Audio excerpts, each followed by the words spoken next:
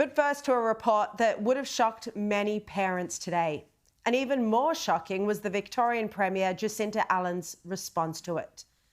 That the Victorian curriculum has been updated to teach children as young as 5 that their body parts may not match their gender, and that biologically male students who identify as female can play sport on girls' teams. This was a big exclusive by Rachel Baxendale in The Australian today, and she reports that the curriculum also seeks to educate the 5 and 6-year-old students about the notion of being transgender by telling them that some people feel they did not get a good match for their body parts and they do not want to be called a boy or a girl, but rather something that is right for them. Just extraordinary. Now, here's part of what's actually in the curriculum.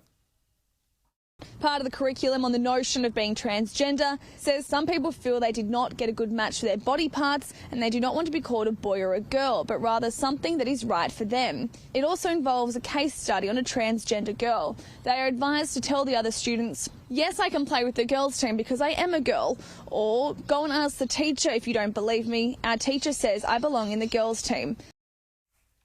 Now, it's one thing to be respectful to children and teenagers who are struggling, but it's quite another for a school to deliberately tell young children that they can choose their own gender, to introduce them to the idea of gender fluidity without parental permission before they can even properly read, write, or do arithmetic. You'd think the majority of parents would be highly uncomfortable about this. And The Australian reports that there have been examples of young people who have been socially transitioned at school without even their parents' knowledge or consent. Now, we protect 5-year-olds rightly from so much in life at this young age, yet apparently the Victorian Premier thinks it's perfectly acceptable that they should be taught about changing genders. And here she was, angrily defending this program during a feisty exchange with journalists today.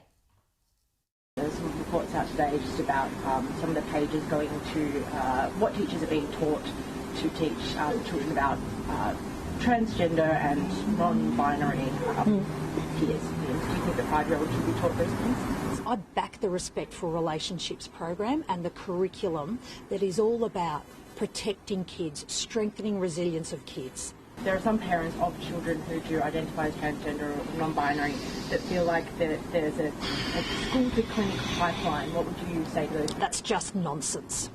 It's disgraceful nonsense. Like, seriously. This sort of ongoing attack on a program that is making a difference in kids' lives just should be stopped. It should be stopped. It's disgraceful reporting. It's hurtful. So she attacks the media instead of properly defending or even answering why children as young as 5 are being taught this. Now, this is a highly controversial subject area, and I accept there's debate about this. But surely what we can agree on is to keep this controversial ideology out of the classroom, particularly at such a young age. It's horrifying to think of what is being taught to 5 and 6-year-olds in Victoria in the supposed safety of the schoolroom. Children at that age are so vulnerable and impressionable that Santa Claus and the Tooth Fairy are still exciting and believable, and many even have very real magical powers. I'm careful what I say in case there are children watching. And at this tender age of such impressionability, they should not be taught highly controversial and potentially problematic ideology that they can switch genders if they choose.